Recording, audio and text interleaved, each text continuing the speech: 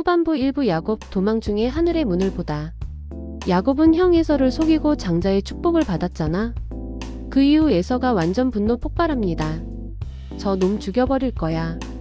이 분위기 때문에 야곱은 하루아침에 집을 떠나야 했어요. 짐도 많지 않고 돈도 없고 신분도 없는 진짜 도망자 신세. 밤이 되니까 잘 곳이 없어요. 들판 한가운데서 돌 하나를 베개로 삼고 잠이 듭니다. 외롭고 무섭고 미래도 막막한 상황이죠. 그런데 여기서 반전이 나옵니다. 야곱이 꿈을 꾸는데 땅에서 하늘까지 닿은 엄청 높은 사다리가 있는 거예요. 천사들이 그 위를 오르락 내리락 하고 있고 맨 위에는 하나님이 계셨어요.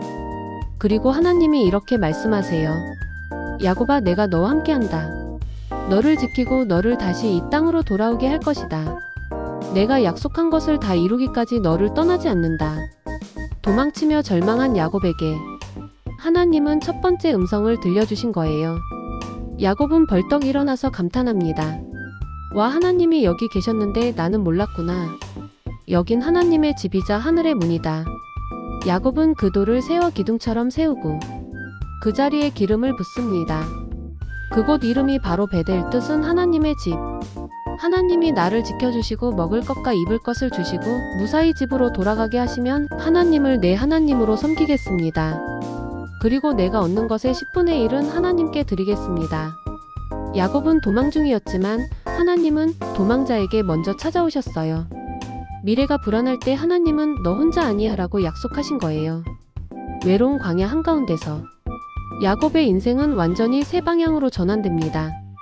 후반부 2부 라헬과 레아, 자매의 눈물과 12지파의 시작. 야곱은 하란에서 라헬을 보고 첫눈에 반합니다. 그래서 라반에게 말하죠. 라헬을 아내로 주신다면 7년 일하겠습니다. 그런데 결혼식 밤 라반이 속임수를 쓰고 언니 레아를 먼저 들여보냅니다. 야곱은 완전 충격. 라헬을 얻으려면 7년을 더 일해야 했어요. 이렇게 야곱은 레아와 라헬 두 아내를 맡게 됩니다. 문제는 감정이죠. 야곱은 라헬을 더 사랑하고 레아는 인정받지 못합니다. 하나님은 레아를 불쌍히 여기셔서 아이를 낳게 하시고 라헬은 아이가 없어 괴로워합니다. 두 자매는 여종까지 참여시키며 출산 경쟁을 벌이는데 이 과정에서 훗날 이스라엘 12지파의 뿌리가 되는 아이들이 태어납니다. 인간적인 질투 속에서도 하나님은 역사를 준비하고 계세요. 후반부 3부 라반의 사기극 vs 야곱의 번식 전략. 야곱은 라헬 때문에 총 14년을 섬겼죠. 근데 여기서 끝이 아닙니다. 라반은 야곱의 노동 능력을 보고 욕심이 생겨요. 보통 일꾼이 아닌데? 라반의 재산은 야곱이 오는 동안 폭발적으로 늘어났습니다. 그래서 라반이 말합니다. 이제 내 품삯을 정하자. 그냥 공짜로 일할 수는 없잖아. 야곱은 이렇게 제안합니다. 저에게는 점 있는 양, 줄무늬 있는 염소, 얼룩 있는 가축들만 주세요. 깨끗한 색을 가진 가축들은 외삼촌 소유로 하시고요. 당시 기준으로 저멀룩 가축은 희귀했어요. 즉 라반은 속으로 생각합니다. 좋지. 어차피 별로 안 나올 텐데. 완전 공짜 노동자 유지 가능. 하지만 야곱은 여기서 유전 교배 전략을 사용합니다. 강한 가축들이 짝짓기 할 때 특이한 조건을 주고 번식시키는 방식이었어요. 결과가 어떻게 됐을까? 회개해야 할 점줄무늬 얼룩 가축들이 갑자기 엄청나게 늘어나기 시작한 거예요. 그리고 그 강한 가축들은 전부 야곱의 무. 라반은 눈이 튀어나옵니다. 아니, 이게 왜 이렇게 늘어나는 거야? 그래서 라반은 계약 조건을 계속 바꿔요. 아냐, 이제 줄무늬는 내 거. 점 있는 건 내 거. 그러면 야곱은 또 그 조건에 맞춰 번식시켜서 다시 대박을 냅니다. 라반이 계약을 10번 바꿨다는 말이 있을 정도예요. 그 정도로 야곱이 계속 이겨버린 거죠. 여기서 중요한 메시지. 라반은 사람을 속여서 자기 이익을 챙기려고 했고 야곱은 묵묵히 일하면서 하나님이 주신 지혜로 대응했습니다. 결국 야곱은 엄청난 가축수와 재산을 얻게 되고 라반에게서 완전히 독립할 자산을 만들게 돼요. 이제 야곱의 인생은 도망자, 노동자, 대부호로 변신합니다. 하지만 라반의 시선은 달라져요. 야, 이거 너무 많이 가져가는 거 아니냐? 라반의 아들들도 불평하기 시작하고 가족 분위기는 완전 싸늘해집니다. 그래서 하나님이 야곱에게 말씀하세요. 이제 라반을 떠나라. 내 고향으로 돌아가라. 내가 너와 함께하겠다. 야곱은 라헬과 레아를 불러서 라반의 계속된 속임수와 하나님의 도우심을 설명합니다. 두 자매가 말해요. 우리도 아버지에게 남은 게 없어. 하나님이 당신에게 주신 것 당신 거야. 당신 말대로 떠납시다. 그렇게 해서 야곱은 두 아내의 여종들, 자녀들, 가축 떼를 모두 데리고 하란을 떠납니다. 이 장면은 정말 드라마 같다. 야곱은 열심히 일했고 라반은 계속 속였고 하나님은 야곱 편에서 길을 준비하고 계셨던 거예요. 그리고 이제 진짜 클라이맥스. 야곱은 형 에서를 다시 만나야 합니다. 과연 이 만남이 어떻게 될까? 후반부 사부 에서와 야곱 살벌한 재회인가? 놀라운 용서인가? 야곱이 고향으로 돌아가려면 형 에서를 만나야 합니다. 과거에서는 야곱을 죽이겠다고 말했잖아요. 그래서 야곱은 두려움에 떨며 가족과 재산을 나눠 이동하고 형의 마음을 풀기 위해 엄청난 선물을 보냅니다. 그런데 보고가 옵니다. 에서가 400명을 이끌고 온다. 이건 군대 규모라 야곱은 완전히 공포에 빠집니다. 야곱은 밤새 기도하고 땅에 7번 절하며 형에게 나아가요. 그런데 반전. 에서는 달려와 요셉을 껴안고 같이 울어버립니다. 과거의 분노가 눈물로 녹아버린 거죠. 형제는 서로 용서하고 다시 가족이 됩니다. 인간의 상처가 크더라도 하나님이 역사하면 화해가 가능합니다. 야곱은 복수 대신 은혜를 경험합니다. 후반부 오브 천사와 밤새 씨름하다. 야곱의 이름이 바뀌다. 에서와 화해하기 전 야곱에게 아주 중요한 밤이 찾아옵니다. 이 장면은 평생을 바꾸는 인생 터닝포인트예요. 야곱은 가족과 가축들을 먼저 보내고 혼자 남아 있습니다. 세상에서 가장 무서운 순간이 언제냐면 사람들과 떨어져 혼자 있을 때죠. 그때 생각과 불안이 몰려옵니다. 형이 다시 마음을 바꾸면 어떡하지? 내 가족을 지킬 수 있을까? 야곱은 잠을 못 잡니다. 그런데 갑자기 한 존재가 나타나요. 성경은 그를 사람처럼 보이는 존재라고 표현합니다. 야곱은 그 사람과 밤새 씨름합니다. 이게 단순한 몸싸움이 아니에요. 인생 전체가 걸린 영적 전투 같은 느낌입니다. 둘은 밤이 새도록 싸웠어요.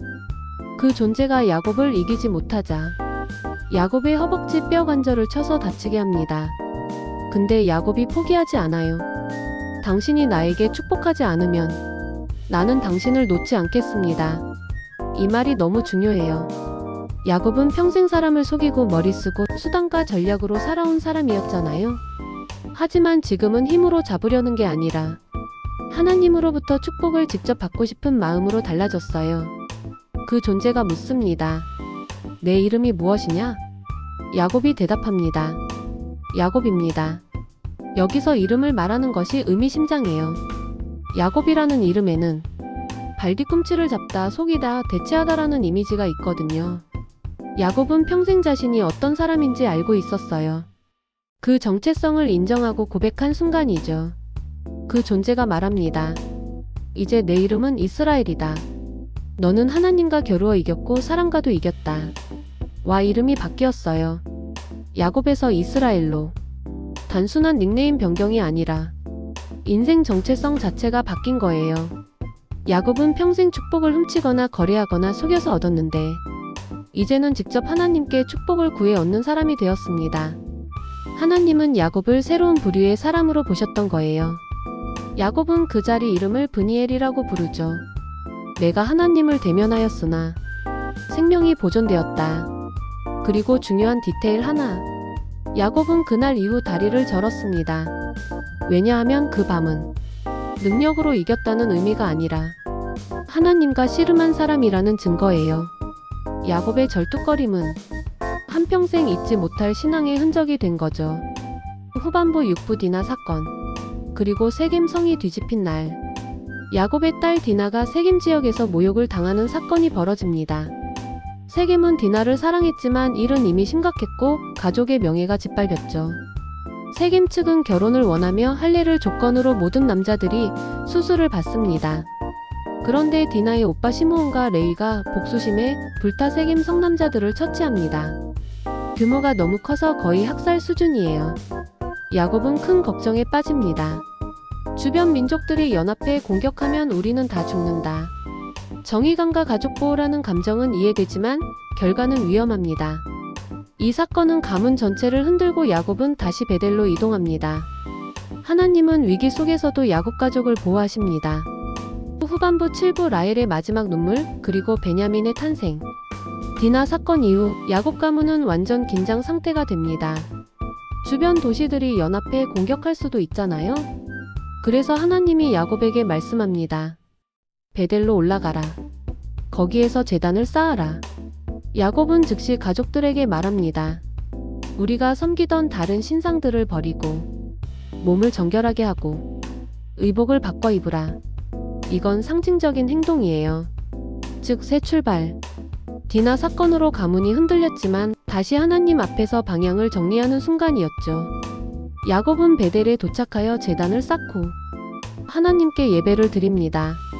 그 위기 속에서도 야곱 가문은 살 수 있었어요. 하나님이 주변 도시들의 마음을 막아주셨기 때문입니다. 베델에서 받은 두 번째 확정 메시지. 하나님은 야곱에게 다시 나타나 말씀하세요. 너의 이름은 야곱이 아니라 이제는 이스라엘이라 하라. 내게서 큰 민족과 왕들이 나올 것이다. 이 땅을 너와 내 후손에게 주겠다. 이건 단순한 축복이 아니라 운명 확정 통보 같은 느낌이에요. 처음 하나님이 약속하셨을 때는 야곱이 도망자의 신세였잖아요. 하지만 이제 야곱은 가정, 재산, 자녀 모두 갖춘 가문의 지도자가 되었습니다.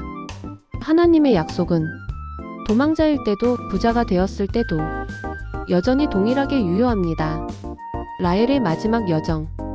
베델에서 예배하고 떠나는 길에 임신 중이던 라헬이 심한 진통을 겪기 시작합니다. 이 출산은 너무 어려웠어요. 산파가 라헬에게 말합니다. 걱정하지 마세요, 아들이에요. 하지만 상황은 점점 나빠집니다. 라헬은 마지막 힘을 다해 아이의 이름을 이렇게 부릅니다. 베노니, 뜻은 내 슬픔의 아들. 라헬은 이 출산 중에 생명을 잃습니다. 야곱은 그 이름을 바꿉니다. 베냐민, 뜻은 오른손의 아들, 기쁨의 아들. 라헬은 어린 나이에 세상을 떠났고 그 자리에서 묻히게 됩니다. 야곱은 그녀의 무덤 위에 기둥을 세우죠. 그 기둥은 오랜 세월 동안 이스라엘 사람들이 기억하는 라헬의 무덤이 됩니다. 라헬은 야곱의 첫사랑이었고 야곱이 14년 동안 기다렸던 소중한 사람입니다. 그 여인이 두 번째 아들 베냐민을 낳다가 생명을 잃었어요. 이 사건은 야곱에게 너무 큰 슬픔이고 가정 전체에게도 큰 충격이었죠. 그런데 여기에도 영적인 메시지가 있습니다. 라헬은 사랑받았지만 인생은 늘 눈물과 기다림이 많았어요. 요셉은 라헬의 기쁨이었고 베냐민은 라헬의 마지막 눈물 속에서 태어났어요. 라헬의 이름은 이스라엘 역사 속에서 눈물과 사랑의 상징처럼 남게 됩니다.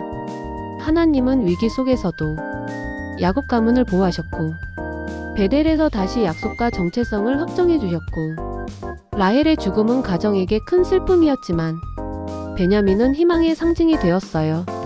라헬의 마지막 순간은 슬펐지만 그 아들들 요셉과 베냐민은 나중에 이스라엘 역사에서 가장 드라마틱한 역할을 하게 됩니다. 후반부 8부 요셉의 꿈.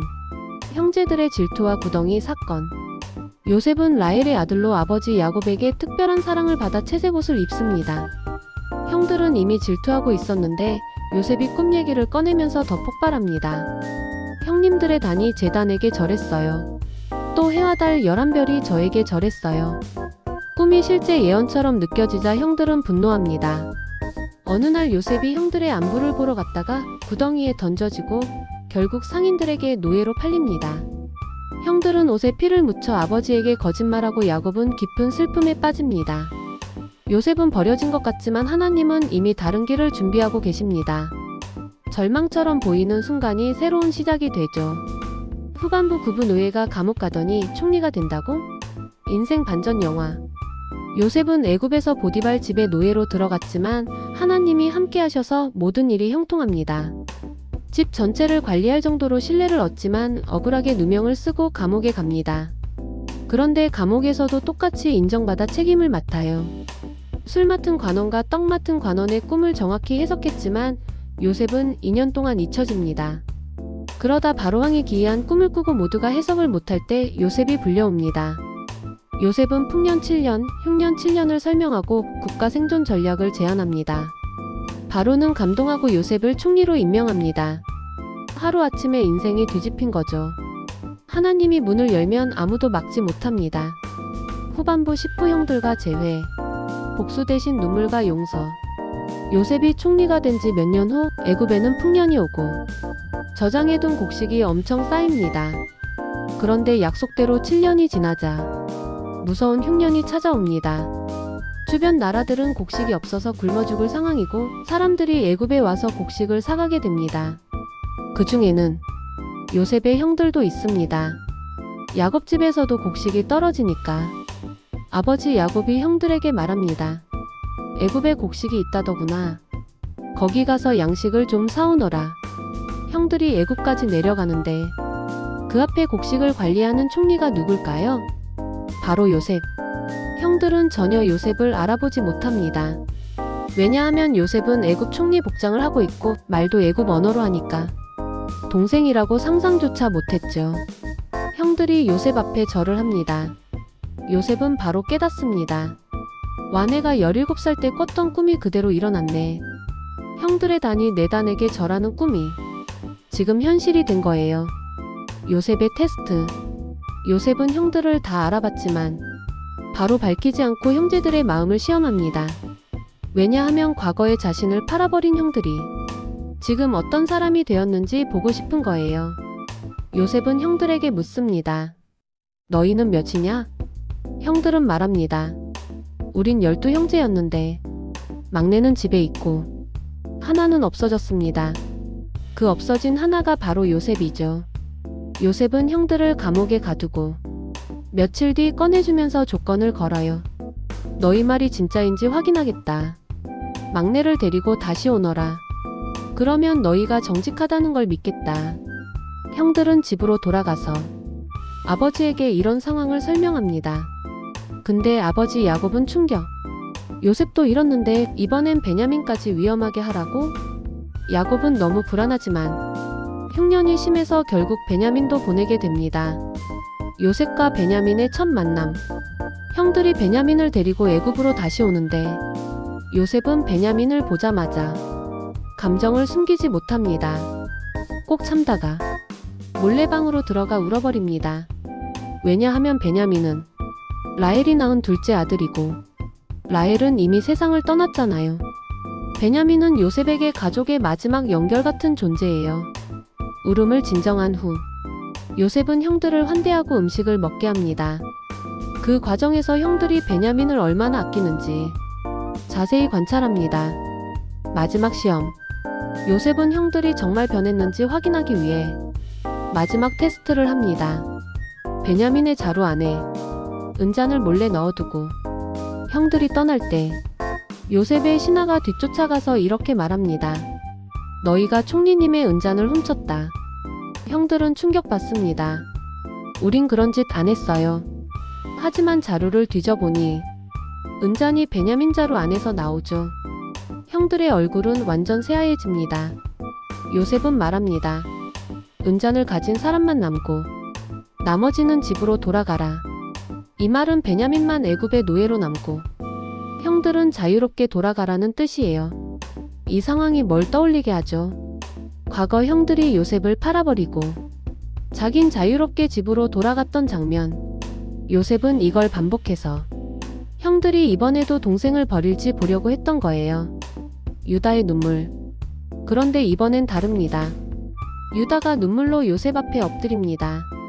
총리님, 베냐민은 아버지의 마지막 자식입니다. 이 아이가 돌아오지 않으면 아버지가 죽습니다. 그러니 저를 대신 노예로 삼아주십시오. 베냐민은 그냥 돌려보내주세요. 와, 이 장면이 가장 감동입니다. 과거에는 형들이 동생을 질투하며 버렸는데 지금은 동생을 살리려고 자신을 희생하려는 마음이에요. 요셉은 이 장면을 보고 확신하게 됩니다. 형들이 변했다. 그제야 요셉이 울음을 참지 못하고 사람들을 내보내고 형들에게 자신을 밝히죠. 나는 너희가 애굽에 팔아버린 요셉이다. 형들은 얼어붙습니다. 말을 못해요. 요셉은 형들에게 다가가 말합니다. 형들 두려워하지 마세요. 형들이 나를 판 것이 아니라 하나님께서 큰 구원을 위해 먼저 나를 보내신 것입니다. 요셉은 복수하지 않고 형들에게 눈물과 용서로 말합니다. 그동안 쌓여있던 죄책감, 미움, 후회가 한 번의 눈물로 풀어집니다. 하나님의 큰 그림. 요셉이 형들에게 말합니다. 흉년이 아직 5년이나 남아 있습니다. 아버지와 가족들을 모두 애굽으로 데려오세요. 내가 다 책임지겠습니다. 그리고 야곱 가족 전체가 애굽으로 내려옵니다. 70명이었던 작은 가문이 이집트에서 큰 민족으로 성장합니다. 이게 바로 이스라엘 민족의 시작. 요셉은 아버지 야곱과 재회하고 야곱은 마지막 순간까지 요셉을 보고 너무 행복해합니다. 야곱은 자녀들을 축복한 뒤 세상을 떠나고 요셉도 마지막까지 형제들과 자녀들을 돌봅니다. 요셉은 이렇게 말합니다. 형제들이 나를 해하려 하였으나 하나님은 그것을 선으로 바꾸사 많은 사람들의 생명을 구하게 하셨습니다. 인생 역전의 진짜 비밀은 이거예요. 악처럼 보이는 사건도 하나님이 다르게 사용하실 수 있다. 버림받은 것 같았던 요셉, 노예가 된 요셉, 감옥에 있던 요셉, 그 모든 과정이 흉년 때 형제와 민족을 살리기 위한 하나님의 준비였습니다. 시청해주셔서 감사합니다.